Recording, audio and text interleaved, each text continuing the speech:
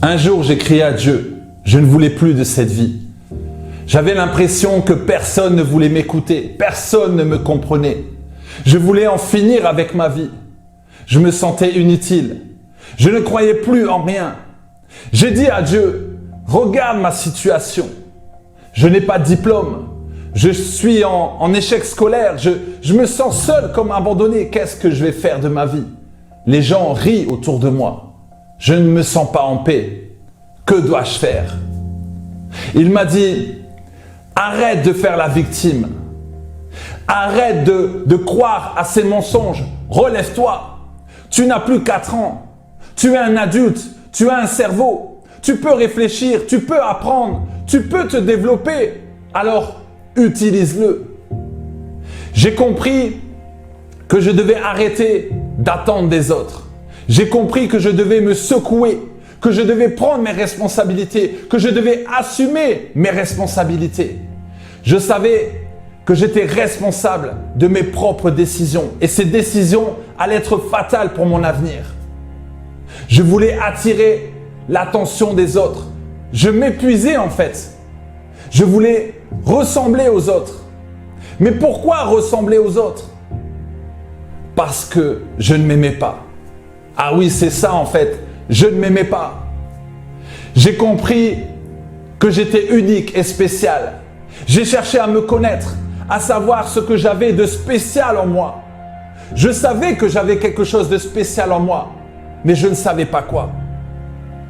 À cause de ces fausses croyances, j'étais prisonnier dans mon esprit. J'étais esclave de ces mauvaises pensées qui constamment me détruisaient. On se cache derrière une fausse identité pour avoir des likes. Est-ce que les likes vont changer ta vie?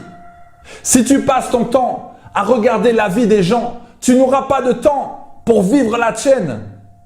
On est trop dépendant des autres. Tu peux voir parfois des parents qui habillent encore leurs enfants de 8 ans. Mais l'enfant doit apprendre, il doit être autonome.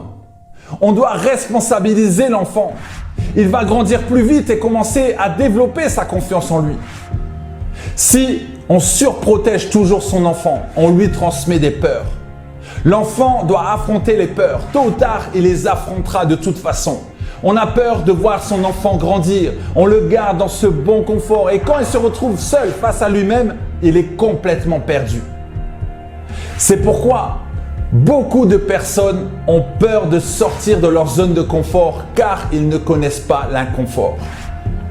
Tu as 25 ans, 30 ans, tu ne veux quand même pas que maman continue de préparer tes repas, de repasser tes vêtements. Le biberon, c'est fini. Tu dois apprendre par toi-même. Tu dois être autonome. La vie te fait des cadeaux tous les jours. Dieu te fait des cadeaux tous les jours, mais tu ne les vois pas. La société rend trop les gens dépendants, trop conformes. Ne soyons pas conformes au siècle présent, mais soyons renouvelés dans nos pensées. Grandis maintenant et va de l'avant. Reprends le contrôle de ton esprit. Reprends ta vie en main. Reprends ta vie en main. Personne ne pourra t'arrêter à part toi. Si tu as besoin de reprendre ta vie en main, je t'invite à cliquer sur le lien en commentaire. Tu recevras gratuitement le plan de 21 jours que j'ai appelé phare. F, focalisation, A, action, R, résultat. Je te dis à très vite. Merci d'exister et merci de vivre.